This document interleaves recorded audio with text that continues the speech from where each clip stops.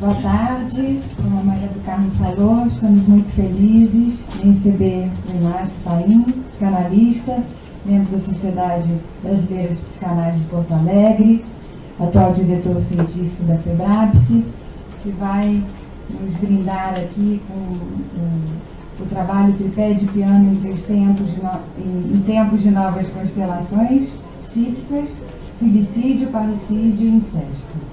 Os três eu coloquei, né?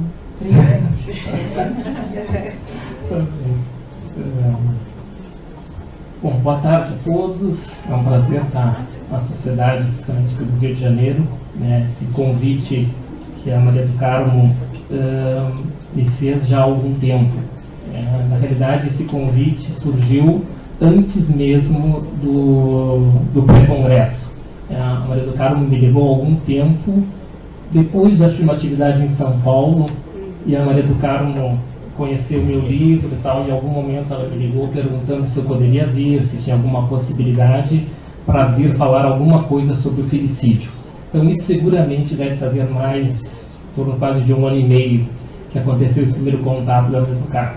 E aí fomos negociando nesse meio tempo como é que a gente conseguia chegar a acertos para mim poder vir, juntar um pouco de lazer amplo e lazer psicanalítico, já que é sempre um prazer falar de psicanálise, principalmente quando o convite é para falar de psicanálise desde o vértice freudiano. E além disso, a Maria do Carmo me fez esse convite, e nesse convite ela me fez algo inédito. Inédito por quê? Porque é a primeira vez que alguém me convida para falar sobre o filicídio a partir do livro. Eu tenho alguns livros, gosto de escrever, eventualmente sou convidado para falar sobre várias coisas e vários temas dentro do pensamento freudiano, mas esse tema do filicídio decididamente não foi muito bem recebido pelo mundo psicanalítico. E a pergunta que eu sempre faço em relação a esse livro, eu tenho 3 livros produzidos ou em parcerias ou meu, são 4 na realidade. Dos 4 livros, o livro que menos vende é o do filicídio. E eu comecei a me perguntar por quê. O que tem aí que não julgo que seja um livro ruim, muito pelo contrário, eu acho que é um livro bom, bem escrito, mas ele não vende ou vende bem menos do que os outros. Eu tenho de metapsicologia, que vende bastante, praticamente está esgotado, tenho outro sobre técnica em Freud, que também vende bem. E esse livro não vende, ou vende bem menos, não é que não venda, vende bem menos proporcionalmente. Se eu vendo 10, os outros eu vendo, vocês têm uma ideia, no congresso, eu levei alguns livros, lancei um outro livro também, todos os livros que eu levei foram vendidos. O do filicídio eu levei poucos exemplares, já provavelmente contaminado com isso, eu levei em torno de 10, 12 exemplares, eu vendi 5 livros, e os outros 7 voltaram para casa. Então, provavelmente tem alguma coisa que se passa com a temática do filicídio que nós, analistas, também temos esse jogo entre querer saber e não querer saber sobre a temática do filicídio, que aparece no ato, aparece... Nós, inclusive, fizemos uma capa que julgamos que seria uma capa que poderia mobilizar o desejo do leitor. Mas, quem sabe a gente conversando hoje, a gente possa ter outros caminhos para poder chegar a algumas conclusões do que o filicídio nos toca e o porquê que nos toca, ou nos toca tanto que nesse tocar a gente faz uma espécie de rejeição a essa temática. Bom, o que eu pensei de a gente poder falar nesse primeiro tempo, já que nós teremos 2 tempos, um que a gente vai falar alguma coisa sobre esse tripé, e já antecipo, que talvez mais especificamente desse tripé a gente fale da questão filicida. E depois, no segundo tempo, a gente vai falar algumas coisas sobre o masoquismo. Evidentemente, como tudo em psicanálise, essas coisas se encontram, a questão é como elas se encontram e quais são os desdobramentos disso na obra freudiana, na clínica, etc. Para pensar a questão do filicídio em Freud, evidentemente, claro que nós sabemos que tem pioneiros importantes nessa temática, o grande pioneiro em termos da América Latina é o Rascoves, que começa a trabalhar com esse tema nos anos 70 no mínimo, ele já trabalha sobre isso, o livro dele é um clássico, que aparece brevemente nos meus escritos, porque a ideia era retomar o filicídio dentro do pensamento freudiano. Então, mas ele é um clássico. Junto com ele, tem um outro um artigo publicado num livro chamado Sentidos da Paixão, que é uma coleção que foi publicada com vários livros, acho que nos anos 90 talvez. E tem um trabalho do Hélio Pellegrini, que é uma das grandes preciosidades que estão nesse livro, que se chama Édipo e Paixão. E o Pellegrini, nesse trabalho dele, ele faz um percorrido por essas questões, não diretamente felicida, mas ele é um dos sujeitos, como tantos outros, mas acho que em termos da psicanálise brasileira, ele é um dos pioneiros em trabalhar justamente a grande questão, para olharmos para isso, é quando o Hélio Pellegrini, assim como Raskovski, etc., vai lançar um olhar para as figuras parentais. Né? Então, a grande questão que vai se modificar, e toda vez que a gente pensa na questão do felicídio, é uma mudança de perspectiva. De perspectiva que o Freud vai transitar, tangenciar e vai deixar em aberto. Bom, ele deixou em aberto provavelmente na expectativa que os pós-freudianos pudessem se habilitar com isso. Se nós vamos falar do tripé e nós vamos falar da questão edípica, nós vamos falar então do nosso velho, né, e às vezes desacreditado complexo de Édipo. Em tempos de múltiplas configurações, em tempos de novas configurações, há quem diga que o Édipo freudiano está em declínio ou ele está caduco. Então, o que a gente tem na questão do complexo de Édipo? Eu tenho sido redundante, né? Eu acho que falar de complexo de Édipo, eu agrego uma palavra que dá maior, talvez, a pretensão é poder calcar de novo o paradigma da nossa ciência, né? Que é a complexidade do complexo de Édipo. E que para a gente poder enxergar essa complexidade do complexo de Édipo dentro do pensamento freudiano, nós temos que fazer o quê? Nós precisamos, pelo menos, ter a leitura de 2 grandes textos. Esses 2 grandes textos é que vão dar sustentação metapsicológica mais além da questão mais terminal, ou da questão de nós vermos a resolução do processo e ficarmos na questão da conflitiva edípica. A conflitiva edípica é uma aquisição árdua, trabalhosa e é de um tempo posterior, de que o Freud, evidentemente, vai ser o sujeito que vai falar muito da conflitiva edípica. Mas ele é o sujeito também que vai falar das origens dessa conflitiva edípica. E como é que o Freud vai trabalhar? E por que esses 2 textos são fundamentais? E sem a sua leitura, nós não temos como abordar em Freud o que ele deixou, o que ele não deixou e, evidentemente, o que são as nossas leituras. Esses 2 textos são quem? Totem e Tabu e Introdução ao Narcisismo. Esses 2 textos, na sua junção, eles vão nos dar essa complexidade que nós precisamos. Né? Totem e Tabu, evidentemente, é o texto onde Freud vai dar explicitamente toda a complexidade do Édipo, fundando o sujeito e a cultura. Então, esse trabalho todos nós conhecemos, sabemos, né, ele cumpre um papel extremamente importante. É um trabalho que o Freud escreve, inclusive, já num processo de crise com Jung, que já vinha de 1910, 1911, importante e intenso. E o Freud vai escrever Totem e Tabu porque ele precisa legitimar o seu complexo de Édipo mais além das questões míticas que o Jung trabalhava, como símbolos de transformação da libido, etc., já que uma das questões importantes entre eles, entre tantas, mas uma questão importante, é justamente o lugar dessa ontogênese. Como é que o sujeito repete essa história de forma singular? E aí ele e o Jung rompem de alguma forma, teoricamente, porque o Jung, ao tratar esse mito amplamente, ele descaracterizava que essa situação é repetida, sim, mas cada sujeito vai repetir dentro de uma estrutura familiar própria. É o famoso romance familiar, como é que vai se dar essa estruturação? Então, o Freud vai escrever Totem e Tabu justamente para poder dar sustentação metapsicológica ao que até então ele não teria dado. Uma outra observação, que às vezes a gente ouve alguns colegas dizer que o Freud nunca escreveu especificamente sobre o complexo de Édipo. Isso é uma das grandes heresias que nós vamos dizer. O grande texto do complexo de Édipo é Totem e Tabu. Muito mais que o texto de 25, a dissolução do complexo de Édipo. A dissolução é um texto fantástico, importante, mas é um texto que só tem sentido porque ele escreveu antes Totem e Tabu em 13. E se nós quisermos saber a história do Édipo, a gente sabe que começa lá em 97.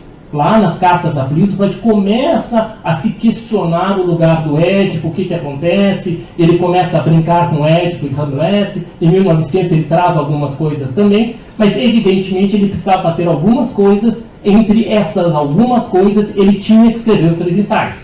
sem os 3 ensaios, ele também estava capenga para poder chegar ao que ele vai escrever em 13, que é Totem e Tabu, então legitimando. Mas, evidentemente, em Totem e Tabu, tem 2 grandes facetas, né? Que é a faceta do que esses filhos retornam, matam o pai, devoram, e surge a célebre frase, né? O pai morto torna-se mais forte do que for o pai vivo. Ou seja, a gente diz, a partir desse assassinato surge o pai como função. Ou seja, a cultura se instaura com o assassinato, porque marca o assassinato, o devoramento e a interdição do acesso às mulheres do pai e o totem não ser destruído. E de um outro lado tem essa pré-história, que é a história que o Freud nos diz, a partir do Darwin, etc., desses filhos adolescentes que à medida que cresciam eram expulsos de casa. Nós diríamos, talvez aí nós temos algo que remeta à questão filicida. O que esse macho violento, despótico, que ficava com todas as mulheres para si e expulsava os filhos homens, o que isso tem a ver com a temática do felicídio? Mas o Freud é o cara que vai discorrer, vai dizer que isso é importante, que ele parte da horda primeira que o Darwin teria especulado, e evidentemente nós estamos falando tudo isso, e o Freud está falando de Totem e Tabu, desde a visão do quê? Do que ele vai chamar em 21. Isso é um mito científico. Quando os antropólogos nos questionam que o Freud viajou, etc., sim, a solução que o Freud vai dizer, eu não estou falando de uma verdade material, eu estou falando de uma verdade histórica. Como é que isso, supostamente, é como se ele dissesse, era uma vez, uma horda primeira, blá, blá, blá, blá. É disso que se trata, e é dessa antropologia que eu vou falar com vocês. É dessa antropologia que eu vou partir como assim, a própria metapsicologia freudiana, nós sabemos que ela é uma grande ficção, né? Ela é uma invenção freudiana. Ela tem uma inter-relação com a clínica no ir e vir, mas é o Freud avançando, especulando, criando e ousando, e voltando para a clínica, ou para a cultura, para legitimar. Mas de qualquer forma, então, em Totem e Tabu tem toda essa pré-história, mas Totem e Tabu é Freud olhando para o Édipo de Sófocles, parricida e incestuoso. E como é que a interdição vai se dar? Ou ainda olhando para Hamlet, né? Porque vocês sabem que nós poderíamos dizer que o genuíno Édipo freudiano seria Hamlet, né? O que desejou, não o que realizou. Né? Hamlet foi o que fantasiou. Hamlet é o que teve inibição de realizar o assassinato do tio, porque o Freud diz, inibiu porque o tio era a parte dele que executou o parricídio. Então, o Hamlet é muito mais fantasia, o Hamlet é muito mais devaneio. O Édipo não, Édipo é o ato. Né? O Édipo executa o parricídio e o incesto. Mas, de qualquer forma, é um olhar freudiano voltado para o Édipo. Isso em 14. Se vocês forem ler a carta dele a Abraham, o Freud diz uma frase importante lá pelas tantas. Ele diz, olha, quando ele saiu do congresso de 13, onde houve a ruptura definitiva com Jung, ele saiu e foi para Roma. Quando ele chegou em Roma, ele escreve para o Abraham, eu vou escrever a introdução de Totem e Tabu e estou rascunhando sobre o narcisismo. Então, de um lado, uma introdução de uma temática que ele já tinha desenvolvido no congresso de 13. E quando ele está em Roma, assim, olha, eu vou fazer a introdução e estou rascunhando algo sobre o narcisismo. Por que eu estou citando isso para vocês? Por que nos interessa isso? Nos interessa porque, se eu digo para vocês, numa leitura possível, que em 13 é sobre o Édipo que ele está olhando, em 14, com o texto Introdução ao Narcisismo, o Freud vai olhar para quem? Ele vai olhar pela primeira vez de forma enfática. Ele sempre olhou para as figuras parentais. Agora eu posso ter um olhar mais amplo ou um olhar mais pontual. 14, o texto de 14, que é fantástico, ele tem milhões de possibilidades de leitura, mas a leitura que nos interessa sobremaneira é o conceito de narcisismo primário. O conceito de narcisismo primário, que o Freud dedica quase uma página para esse texto, no ponto 2 ele vai usar um parágrafo inteiro, que vai ser uma página, para explicar narcisismo primário. Explicar narcisismo primário é Freud falando do quê? Da força dos objetos primários. A força intrusiva das figuras parentais. Então, nós podemos dizer que Totem e Tabu é os destinos do desejo edípico. Narcisismo é as origens. Então, pareceria que muito antes de Lacan ou de Klein, Freud já teria deixado implícito que o complexo de Édipo compõe uma questão narcísica e a questão edípica propriamente dita. Totem e Tabu é o Édipo clássico mais conhecido por nós, né? E as origens do Édipo está onde? A origem do Édipo está no narcisismo. O Freud vai escrever o narcisismo, e eu chamo que o texto do narcisismo, eu costumo me referir como a segunda grande virada do pensamento freudiano. Freud é um sujeito que vai ter pontos de ruptura na sua obra, ou pontos, em tempos de nosso congresso, pontos de inconfidências. Um dos pontos de inconfidência em que o Freud rompe e avança é 14 e 15 com o texto do narcisismo.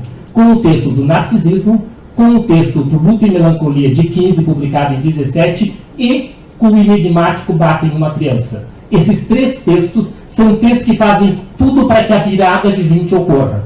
Então, a virada de 20 ela é precedida da virada de 14. Para que a virada de 20 ocorra, o Freud tinha que ter escrito esses três textos. Por que ele teria que ter escrito esses três textos? Porque com esses três textos, que eu digo que são três textos que eles estão um pouco fora do tempo. Fora de um tempo, porque o Freud, lembrem, todo Freud que vai trabalhar, se nós pegarmos 91, 95, 1900, a interpretação do sonho como ponto de partida, daí de acordo com a leitura de cada um, eu costumo pegar 91 as afasias. Mas, classicamente, podemos pegar 1900 como um ponto de partida do pensamento freudiano. Se nós pegarmos 1900 como ponto de partida, o que vai se dar de 1900 até 1920 com esses três textos aqui no inteirinho? Nós estamos num tempo onde o pensamento freudiano é calcado basicamente de um Freud totalmente hedonista, calcado na busca do prazer a qualquer preço. Essa é o pensar freudiano, esse é o mundo das representações, essa é a lógica do desejo. Uma lógica do desejo e da proibição, evidentemente, que nós estamos sob o paradigma da primeira tópica. E a primeira tópica, basicamente, é a questão do recalque, é o grande representante. Então, é todo um escopo em que o Freud está trabalhando com uma ideia. Por que eu estou lembrando isso? Porque nos interessa, ou pelo que eu tento trabalhar com vocês, porque durante esse tempo, fora esses três textos, o Freud está falando do quê? Ele está falando que o objeto, primordiais, evidentemente, nos interessa em termos de constituição, ele é importante, mas ele não é determinante. Podemos entrar em 500 discussões sobre a questão do objeto, com Freud, com Klein, etc., mas pegando em Freud e talvez corrigindo eventualmente uma leitura que se faça, que o objeto não é importante em Freud. Ele tem graus de importâncias variada, mas ele jamais vai poder prescindir do objeto em momento nenhum. Toda a teoria freudiana é construída na relação pulsão-objeto.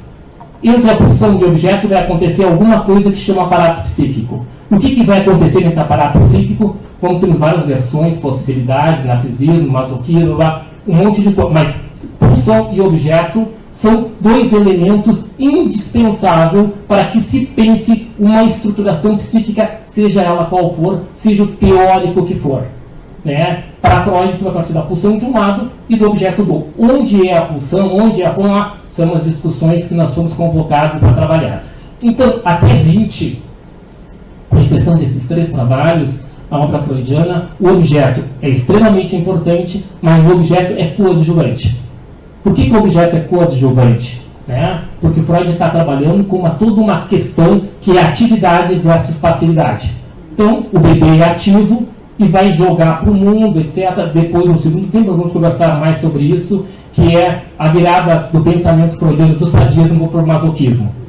Todo esse pensamento freudiano desse tempo é um bebê sádico, que eu digo que é o bebê que a Klein segue trabalhando na sua obra. E o Freud vai romper com isso depois dos anos 20 e vai trazer para o primeiro plano a questão do masoquismo, e o sadismo praticamente desaparece do pensamento freudiano enquanto estrutura. Ele segue como forma de manifestação, mas não como estrutura.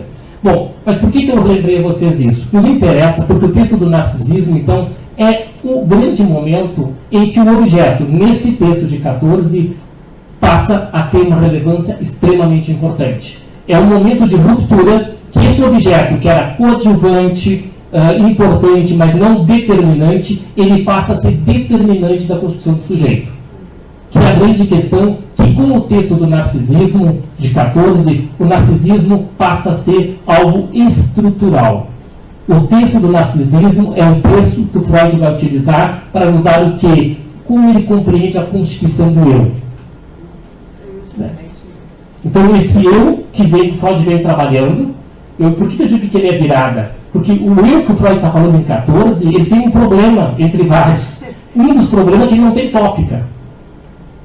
A tópica de 1900, que é a tópica que está balizando o pensamento freudiano, o eu está flutuando, o eu está nas nuvens. Então, esse eu freudiano é extremamente metapsicológico, né? A todo momento que o Freud está... E ao mesmo tempo não tem tópica. E se não tem tópica, não pode ser metapsicológico.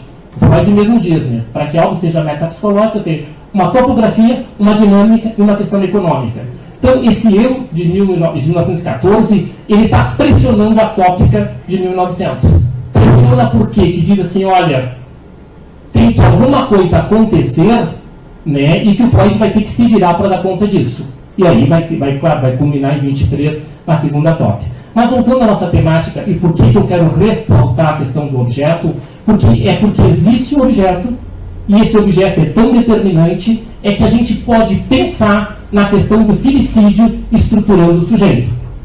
Né? Porque a proposta é falar do filicídio nos estruturando. Evidentemente, como tudo, seu caráter psicopatológico. Né? Um pressuposto básico freudiano. Nada é patológico por si só. O que é patológico tem o contraponto da sua normalidade. Já que para Freud, lá em 11, ele é explícito. É uma questão de intensidade. O que diferencia eu do psicótico, se é que eu não sou psicótico, deixar entre... Ele vai dizer, é uma questão de intensidade. Intensidade, dinâmica, cisões, mas a intensidade é diferente. Porque o psicótico tem um desejo, que é o não ser contido adequadamente, pela força do recalque que fala, ele vai forcluir algo. Mas o Freud vai dizer, bom, o que nós temos disso? Né? O ponto, em algum momento, a gente psicotiza. Né? E por quê? Porque algo irrompe. Então, ele vai dizer que é uma questão de intensidade. Né? Então, o que ele vai trabalhar nesse texto de 14, que me interessa para a questão filicida e o filicídio estrutural?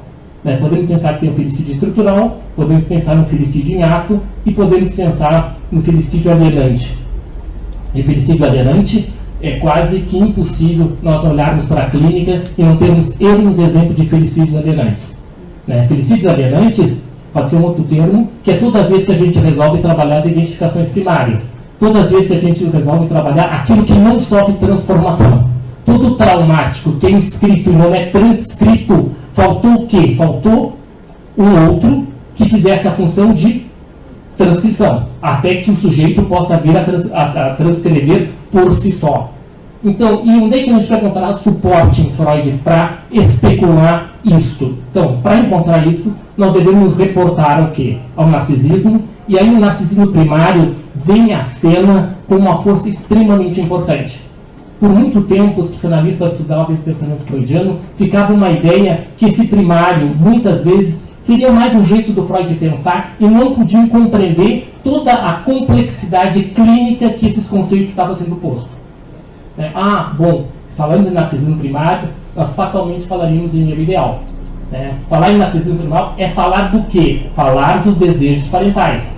O Freud vai usar nesse parágrafo do narcisismo, eu no meu lado obsessivo, já me deu o trabalho de contar, o Freud pelo menos diz 5 ou 6 vezes tudo aquilo que o bebê deve fazer para dar conta das demandas parentais. O Freud inicia esse parágrafo dizendo, eu vou fazer uma mudança de perspectiva, ou seja, eu vou olhar desde o olhar parental. 14, o olhar dele era desde o olhar do bebê ético. O Freud não se ocupa muito o que os autores contemporâneos, tem um argentino que eu gosto muito, que é o Maruco, que ele trabalha sobre essas questões também, em nenhum momento o Freud se ocupa de Laio e Jocasta. O que Laio e Jocasta tem a ver com o ético? O Freud trabalha, fala da questão edípica, fala do desejo. O Freud fica, digamos assim, Édipo pós-assassinato de Laio. Laio volta à casa com a Jocasta, tem os filhos, etc., realiza. O Freud tangencia, mas não fala o que é aquele sujeito que tem um pai e uma mãe. E o Freud é o cara que inventou, como diz a Rudinesco, a família de Piana. Então, quem inventou essa família antes do Freud, ela não existia, a família de Piana. Só que o Freud ficou muito mais preso ao Édipo. Laio e Jocasta, ou ainda já que toda vez que o Freud fala do Édipo, ele fala de Hamlet. Ele muito pouco olha para a mãe do Hamlet ou o pai do Hamlet. Quem são esses sujeitos? O que eles cumprem? O que eles têm a ver? Por que o Hamlet vai por esse caminho? O que esse príncipe dinamarquês carrega dentro de si? Inclusive, tem uma fase fantástica, né? Porque ele tem que cumprir um mandato parental explícito.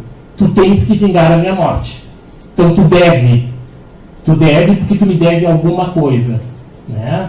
Então o Freud começa a trabalhar, mas não olha para esse casal parental. Assim como tem um trabalho belíssimo do Freud, para quem gosta de literatura e das comunicações do Freud com a literatura, eu acho que talvez é o trabalho mais bonito do Freud. Eu gosto muito de Gradiva também, mas o mais bonito deles, ao meu gosto, evidentemente, é o trabalho do Freud de 27, Dostoiévski, o Parricídio. O Freud vai trabalhar os irmãos Karamazov. Os irmãos Karamazov, por si só, é um dos clássicos da literatura, né? E o Freud trabalha esse texto de forma muito bonita, muito rica, nos traz várias coisas. Ele volta a falar algumas coisas importantes, como é que o eu se forma, etc. Mas, novamente, o Freud olha muito pouco para o velho Karamazov. Ele olha, ele até diz que aqueles filhos voltam, matam o pai, ele diz que tem a ver com o pai despótico, ele lembra do pai da Horda. O velho Karamazov é uma boa encarnação do pai da Horda, né? Despótico, louco, queria todas as mulheres para si, competia com esses filhos, etc. E os irmãos Karamazov é totem tabu explícito. Então esses filhos voltam, retornam para a casa parental e matam esse pai, né? Claro que evidentemente cada um ocupando um lugar. Mas é fantástico porque o Freud vai poder trabalhar quem realiza o ato, quem bola a forma de matar, quem diz que quer matar e quem... Aliás, a única pessoa que ele não trabalha muito é o Alyosha, né? Que ficou um pouco no lugar preservado por Freud, onde está o desejo dele parricida. Mas o Freud trabalha muito pouco o velho Karamazov, assim como muito pouco as mulheres que são as mães desses irmãos. Né? Então Freud dá uma tangenciada nela, etc., mas não chega a trabalhar. Então é nesse sentido que o Freud então diz coisas e ele sinaliza algumas coisas, como assinalou de forma assinalou não, ele dedicou um espaço significativo do seu texto do narcisismo para falar dos objetos primários. É só a partir do texto do narcisismo que nós conseguimos ler e entender Luto e Melancolia. Luto e Melancolia não tem como ser entendido se o leitor não tiver uma intimidade com o texto do narcisismo. Porque a gente pode dizer que narcisismo é a teoria, é pura metapsicologia. Luto e Melancolia é a clínica. A partir do Luto e Melancolia, o trabalho do luto é o trabalho da análise. Ali o Freud inaugura a forma de qualquer processo analítico, independente de correntes teóricas. Qualquer trabalho analítico é o trabalho do luto. E ele inaugura justamente nesse texto Luto e Melancolia. Evidentemente, a melancolia pelo aspecto mais psicopatológico e o luto como um processo de como é que o sujeito vai cambiando, que ali nesse texto é muito legal porque, em termos de técnica, o Freud sustentava durante todo esse tempo, até a virada de 20, a máxima freudiana é tornar consciente o inconsciente, como paradigma de cura, amplamente falando. Né? É mais do que isso, mas na forma de ser reducionista, o pensamento freudiano é tornar consciente o inconsciente, levantar recalque. Né? Então Freud diz que o sujeito pode saber mais do seu desejo, evidentemente sim, mas o Freud vai ter que andar muito mais para dizer, só um pouquinho, se o eu é um precipitado de catexias objetais abandonadas, se o eu é um precipitado de identificações, tratar alguém é um trabalho de desidentificações. Então tem um trabalho de desidentificação. E o que é o trabalho é o trabalho do luto. Como é que nós vamos transitar das identificações primárias para as secundárias? E entre as secundárias, como é que a gente vai trabalhar para que o sujeito possa de fato se fazer mais livre? Já que a análise amplamente é a busca de autonomia, de acordo com as possibilidades de cada um de nós. Então, esse processo identificatório e a questão do poder ir além, né, então tratar é mais do que tornar consciente o inconsciente, isso vai ser trabalhado, evidentemente, a partir dos anos 20, 23, etc., até o final da obra, como Análise Terminável e Interminável, onde o Freud então vai trabalhar toda essa questão, como é que a gente vai transformando esse processo identificatório. E toda vez que a gente fala de identificação primária, nós estamos falando do quê? Nós estamos falando da força do casal parental. Identificação primária sempre é alienante. A identificação primária é produto do investimento parental. Narcisismo primário é alheio. Então, se vocês quiserem, é a gênese do estranho dentro do eu. É nesse trânsito do narcisismo primário para o narcisismo secundário. O que é entre o primário e o secundário? O secundário foi e voltou. Quando foi e volta, começa um jogo de ir e vir. E nesse jogo de ir e vir é que o sujeito poderá vir a ser. Lembre para Freud, o Freud é claro, que no processo, claro no final da obra, tem uma frase dele falando em identificações. Eu estou misturando algumas temáticas, a minha ideia é enlouquecer vocês, mas tudo bem. Quando eu voltar... Você me confundiu agora, mas eu já desconfundi também, já desidentifiquei. Por que eu estou juntando? Porque se nós vamos falar de filicídio, é falar do processo identificatório. Evidentemente, é falar das identificações primárias, já que ela é produto desse outro, É através dela, por exemplo, que a gente pode chegar a um certo consenso, que é muito difícil analistas chegarem a consenso, mas vamos ver um conceito entre aspas, que a famosa nova ação psíquica lá do narcisismo teria tudo para ser identificação primária. E a grande pergunta, que o Freud não respondeu, o que é essa nova ação psíquica que funda o eu e o narcisismo? É um Freud deixa em aberto. É um Freud, ele, digamos assim, uma leitura possível, tem vários leitores, se tem a ideia que é a identificação primária. Aquilo que ele vai chamar lá em 23, identificação direta e imediata. Ela é anterior a qualquer investimento objetal. A identificação direta e imediata, ela é o ser identificado. Não é o identificar-se com.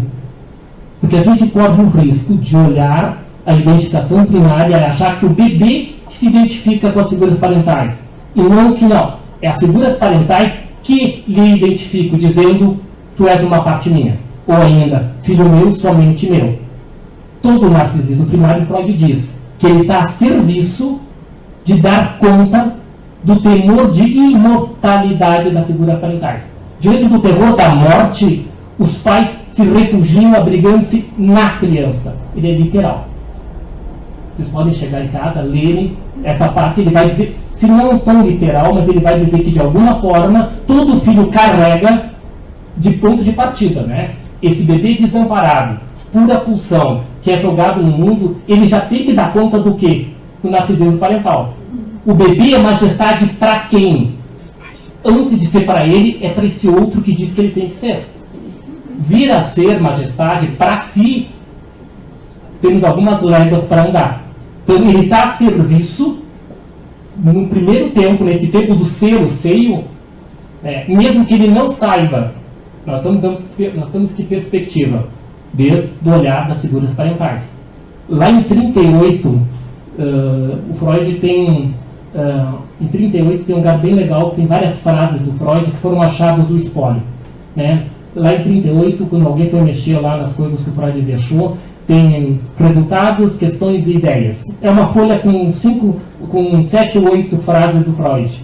Uma das frases mais belíssimas que está ali, que é uma frase, fica pontinhos, porque ele não terminou, acreditamos que ele tenha feito lá em Londres, aquelas coisas que ele anotava. Mas ali ele diz, olha, a criança gosta de se manifestar na vida através do processo identificatório. E aí ele diz, a criança vai dizer em algum momento que ela é o seio. Então o jogo é ser, ter e vir a ser. Então eu sou o seio, é o auge do narcisismo primário, devido pela criança. Que é o que a gente pode correr o risco de dizer que é sem um objeto. Não, é com o objeto. Porque tem um objeto que diz que o bebê pode dizer eu sou. Lembram? O bebê, na sua questão, o Freud vai falar, ele está no auge da capacidade de julgar. E o primeiro juízo implica juízo de atribuição. Se é bom é meu, se mal é coisa do mundo. E o que é o mundo eu não sei o que é. Se é meu, eu engulo. Se é ruim, eu cuspo para o mundo. Então, essa é a fase de eu sou o seio. Auge do narcisismo primário, auge do eu ideal, eu puro prazer. Quando o bebê diz eu quero ter o seio, isso é as marcas iniciais do ideal do eu. Então, esse bebê tem que admitir que ele não é, mas ele vai vir a ser. Então, ele quer ter. Entre ser o seio e ter o seio, isso é um trâmite das identificações primárias para identificações secundárias. Isso é um certo grau de autonomia. E nesse certo grau de autonomia, nós temos como pano de fundo a grande questão discutida e polêmica, que é o complexo de castração. O complexo de castração, o texto clássico do Freud, onde ele nos ajuda a compreender que o complexo de castração ele começa na separação do corpo da mãe e ele vai até estrutural, até as diferenças anatômicas entre os sexos. Inibição, sintoma e angústia. Separação do corpo da mãe, desmame, perda das fezes e, por último, as diferenças anatômicas entre os sexos. Nós podemos ler de forma reducionista e ficarmos apenas com as diferenças anatômicas entre os sexos. E o Freud diz, as diferenças anatômicas entre os sexos, elas só têm sentido porque tem essas perdas anteriores. Se não houvesse essas perdas anteriores, as diferenças não iam ganhar significado. Então ele vai dizer, as perdas anteriores dão significado à diferença anatômica. E as diferenças anatômicas ressignificam as perdas anteriores. Guardem bem que diferente, né? Uma significa, outra ressignifica. Então, como eu tive essas perdas, quando eu chego nas diferenças anatômicas, ganha significado. Se não houvesse, claro que sempre há. E a forma como eu vou lidar vai ter todo o espectro, que vai da neurose, a psicose, a perversão, os quadros limítrofes, mas as diferenças anatômicas ganham significado. E, ao mesmo tempo, elas ressignificam as perdas anteriores. Ou seja, que é a possibilidade do sujeito transformar essas perdas. Transformar e usá-las a seu favor. O quanto mantenho da fase oral dentro de mim, da separação do corpo da mãe, do desamparo, o quanto eu posso saber sobre isso. Então, toda essa teoria freudiana, ela está calcada no complexo de castração. Lembre, para Freud, ele é o grande organizador da vida psíquica. Seja nas configurações do século XIX, seja nas configurações do século XXI. A questão é como. Né? Ele vai estar presente. Agora, se eu ficar ligado meramente a isso, eu estou falando do quê? Por que eu estou falando disso? E lembro de novo, isso é processo de luto. A criança vai ter que elaborar, dentro do possível, avançar, ganhar coisas, saber o que ganha, saber o que perde. Essa é o grande pepino de todos nós. O que eu ganho em avançar? O que eu ganho de sair de ser a Sua Majestade o bebê? Então, essa é a pergunta que esse complexo de castração é o balizador do pensar freudiano.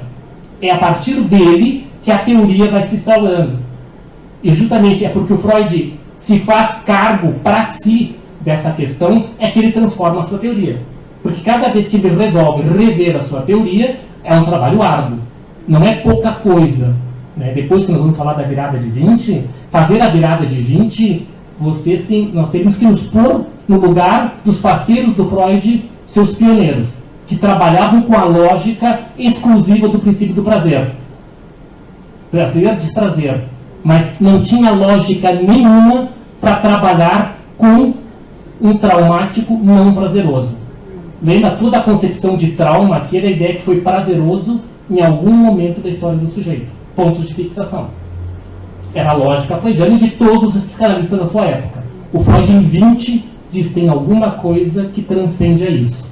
Que não tem a ver com algo prazeroso em algum momento. Tem mais do que isso.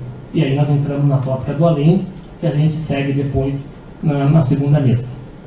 Mas então eu estava falando para vocês da questão identificatória, das identificações primárias, e que esse processo de identificações primárias é esse alheio, dentro do eu, ele é constitutivo, ele é feito a partir da força desses objetos primários.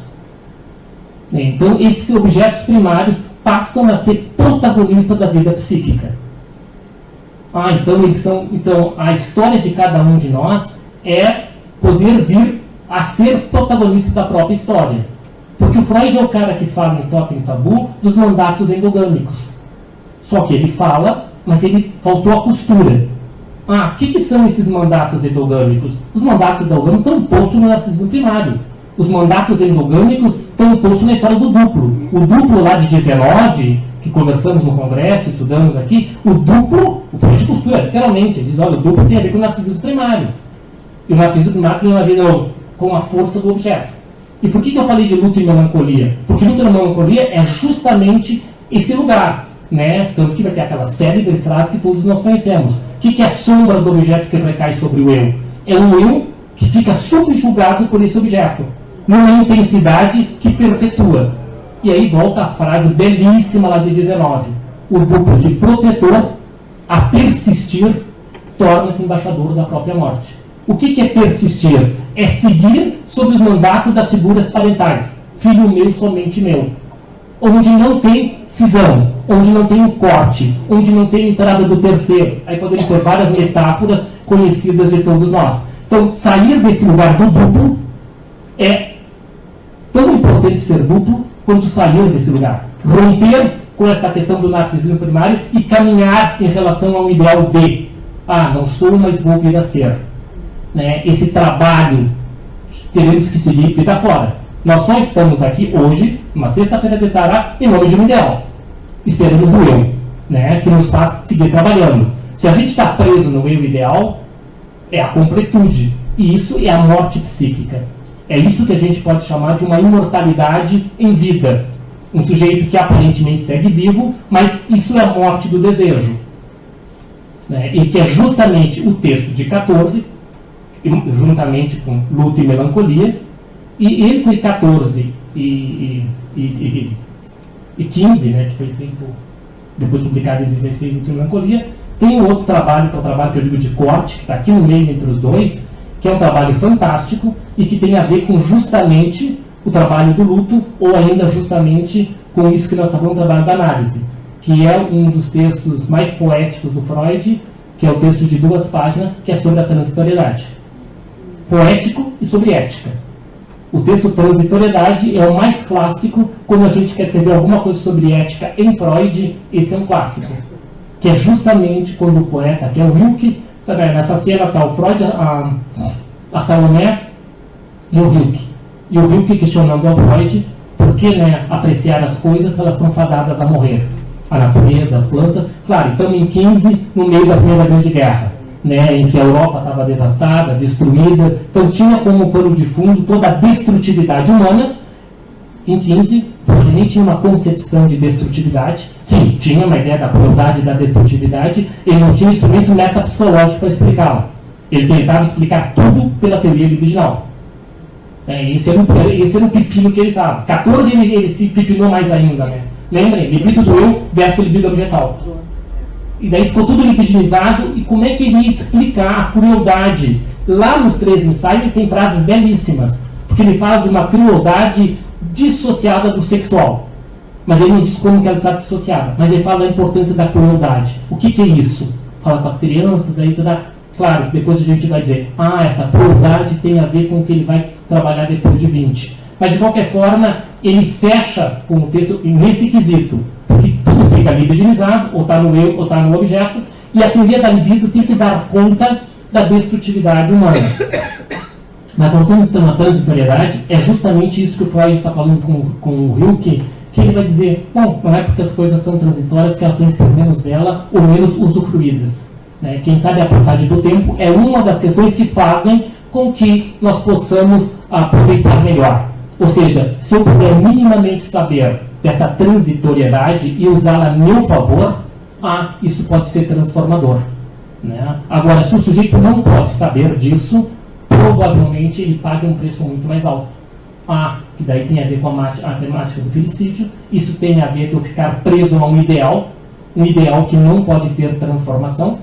Né? Então, como é que se dá esse trâmite entre o felicídio de um lado e o parricídio do outro? Porque para poder vir a fazer o que tantas vezes nós chamamos o parricídio simbólico, por exemplo, em termos clínicos, na vida de um sujeito para poder fazer um parricídio simbólico, ele tem que antes ter feito esse filicídio estruturante. O que chamaria de um filicídio estruturante? O Leclerc tem uma expressão, Sérgio Leclerc, que também é um dos pioneiros, tem um livro dele que é Mata uma Criança, que é um livro muito interessante, ele tem um viés lacaniano, mas ele resgata alguns conceitos freudianos. E o Leclerc, nesse livro, Mata uma Criança, que é uma analogia com batem uma criança, lá matam uma criança, ele diz da importância que a gente pudesse assassinar a representação narcisista primária. Ele vai dizer que é um assassinato não realizado, mas que parte disso teria que ser feito. Ou seja, esse assassinato, esse filicídio da sua majestade o bebê. Essa majestade teria que descer do trono. Como se a gente dissesse, isso é função parental, né? Colocar no trono e tirar do trono. Né? Que o bebê se acredite em majestade é necessário, imprescindível, é libidinizar, é fonte de vida. É necessário para que esse sujeito possa se acreditar minimamente para vir ao Rio de Janeiro, falar na sociedade e achar que vai ser ouvido. Então, há que ter sido e amado. O Freud disse que aquele foi o predileto da sua mãe. Eu acho que fui eu, né? Em outros casos, lá em casa a discussão é bem árdua, né? Nós somos em 10. Mas eu sou mais jovem. Então, o Freud diz que ele e o Goethe, né, que foram... Ele não chega a dizer que ele e o Goethe, mas ele diz em relação ao Goethe, que o Goethe bem poderia ter posto na autobiografia: devo tudo isso à minha mãe. Ele dizia: aquele que foi o predileto da mãe tem tudo para ser um sujeito. Evidentemente a palavra predileto é polêmica, né? Predileto para quê? Né? Mas, digamos assim, dentro de uma libidinização estrutural, isso é extremamente importante, já que o narcisismo é fonte da vida e da morte, como tudo e não. Então a libidinização ela é extremamente necessária. Ser majestade é o que não acontece na psicose.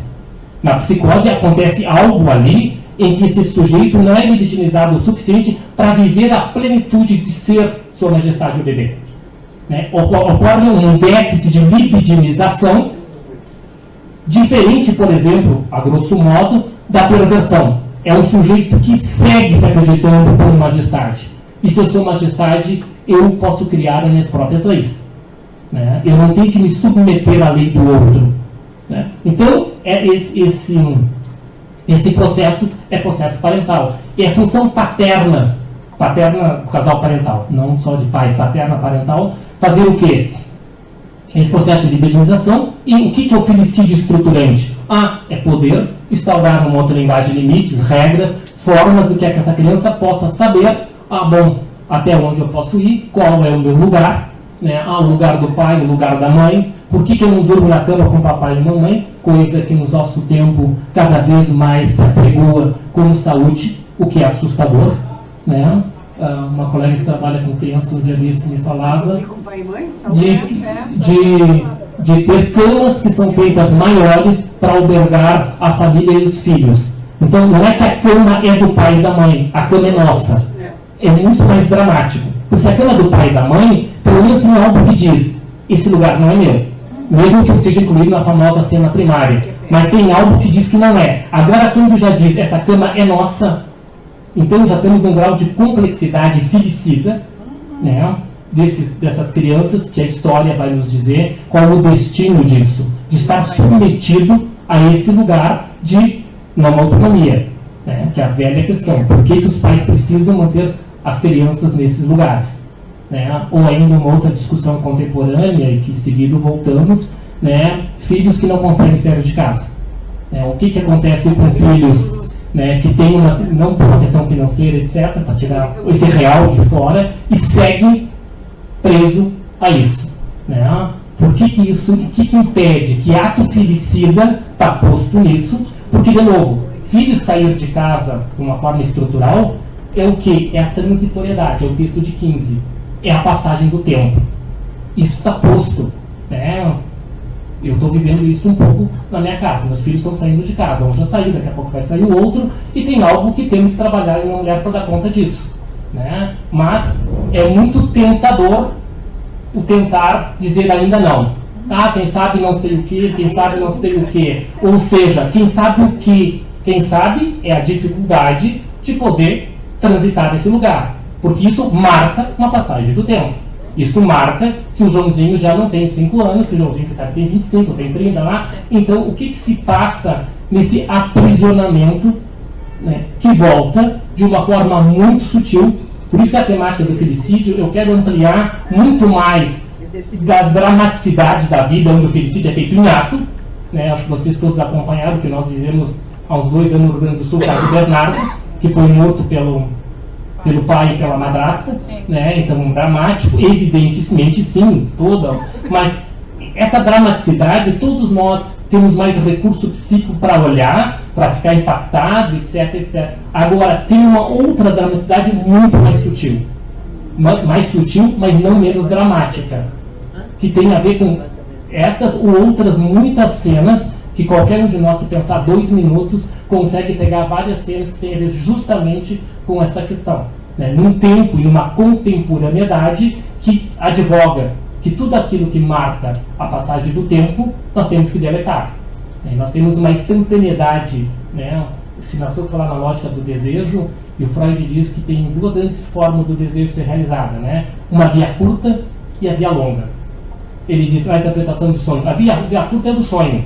Desejo, realizo, ótimo, ok, ela é necessária, ela é importante. Mas isso não produz desenvolvimento psíquico.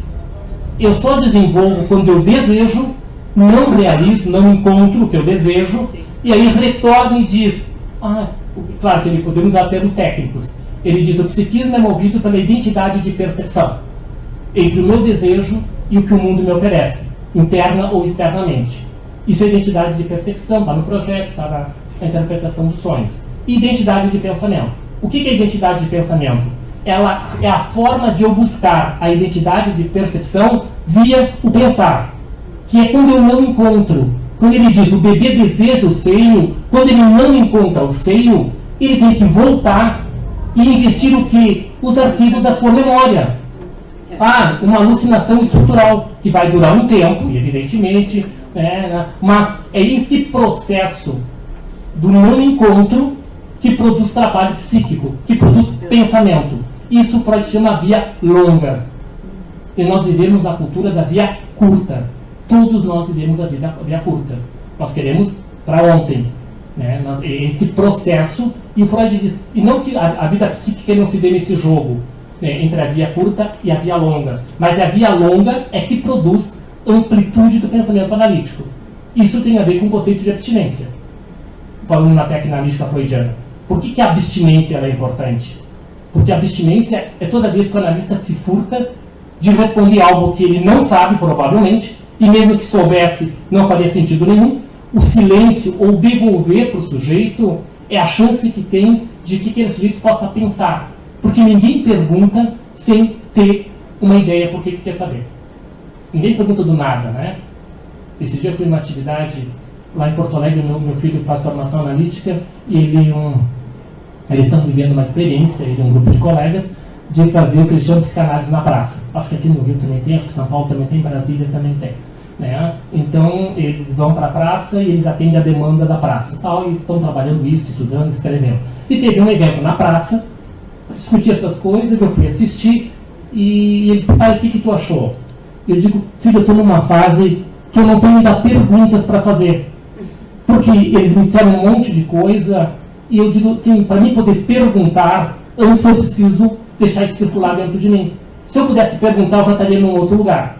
A não ser que fosse uma pergunta pré-concebida, com os nossos preconceitos. Não, isso não existe. Não tem como fazer psicanálise nesse lugar. Ou se faz no consultório ou não se faz. Eu não sei. Então eu digo assim, para perguntar, eu tenho que deixar isso circular dentro de mim. Porque ter perguntas é um salto importante. Então, se alguém nos pergunta algo, esse alguém tem alguma construção mínima e chegou a um impasse. Olha, posso por aqui, posso por aí, eu entendi assim, eu entendi. Então, toda pergunta, e o Bion diria, né, parece aquela série de frases que mata e mata, né, e não estou pregoando que não se responda absolutamente, mas é esse trânsito entre poder ouvir, poder esperar e poder deixar trabalhar. Né, porque a tendência natural nossa é procurar uma via curta. E a via curta, muitas vezes, ela nos joga por uma questão mais felicida, por uma questão mais narcísica, e que esse sujeito, quanto mais preso dessa questão felicida, esse sujeito não vai conseguir fazer o parricídio simbólico, que nós chamamos assim, que é o famoso assassinato da figura paterna, que é assassinar a figura paterna? É poder superar. E vocês lembram que o Freud trabalhou essa questão do parricídio na sua própria história pessoal a vida inteira. Tanto que eu sempre cito o texto de 36, um distúrbio de memória anacrópole. O Freud vai escrever aquilo ainda para dar conta da sua questão com seu pai. De uma vivência que ele teve lá em 1904.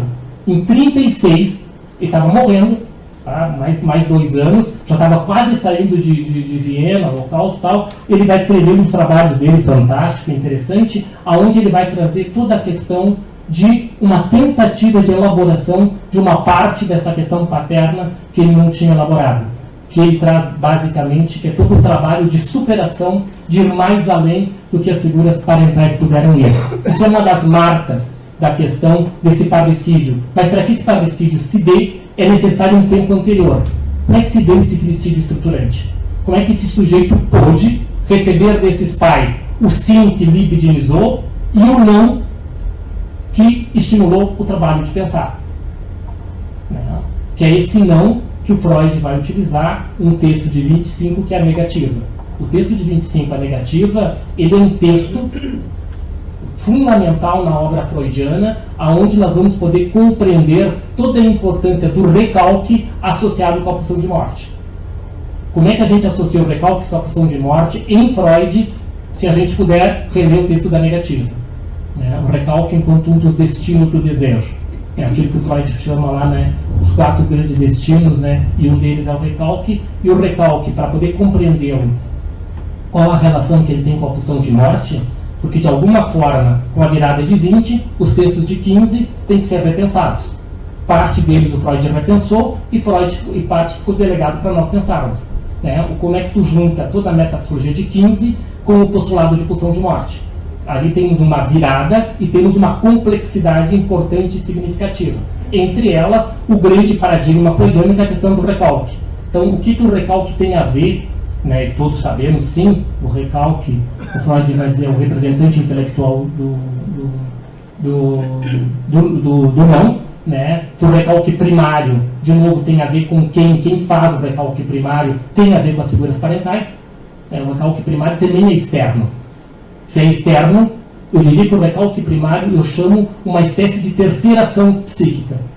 O Freud fala de uma primeira ação específica lá no projeto, que vai fundar o aparato psíquico, podemos dizer, seria esse primeiro movimento de satisfação da necessidade. Então tem que ter uma ação específica. O Freud diz ação específica é que dá as primeiras ligações e inscreve algo no psiquismo. Essa ação específica, então ela é importante nas bases fundantes do psiquismo. Quando ele chega no texto do narcisismo, ele fala daí já psíquico, uma ação psíquica, que vai fundar o eu como unidade. E depois, nesse interim, ele vai conversar sobre o recalque, e quando ele vai falar sobre o recalque, de alguma forma o recalque primário ou originário, mesmo que Freud trabalhe com ele em alguns momentos, cite ele não é tão explícito quanto a gente gostaria, ele também tem a ver, provavelmente, com a função parental. Isso é o primário, já que o secundário é ativo e o primário é passivo. Se ele é passivo, alguém tem que ter a atividade de instaurá-lo dentro de um processo de desenvolvimento. E isso também tem a ver com essa questão de como é que o sujeito vai se organizando e como é que as figuras parentais vão fazer isso que eu estou chamando desse filicídio estruturante, que tem a ver reducionistamente e sinteticamente, tem a ver com a questão do quê? De que a majestade do bebê perca aquele brilho amplo e intenso. Tem que poder fazer esse processo. Então é um processo que vai permitir que o narcisismo se instaura e, evidentemente, que no seu processo vai permitir que a gente possa se haver com a questão de como é que eu me relaciono com o outro. Esse outro separado, não separado, fusionado, não fusionado, como que se dá esse processo.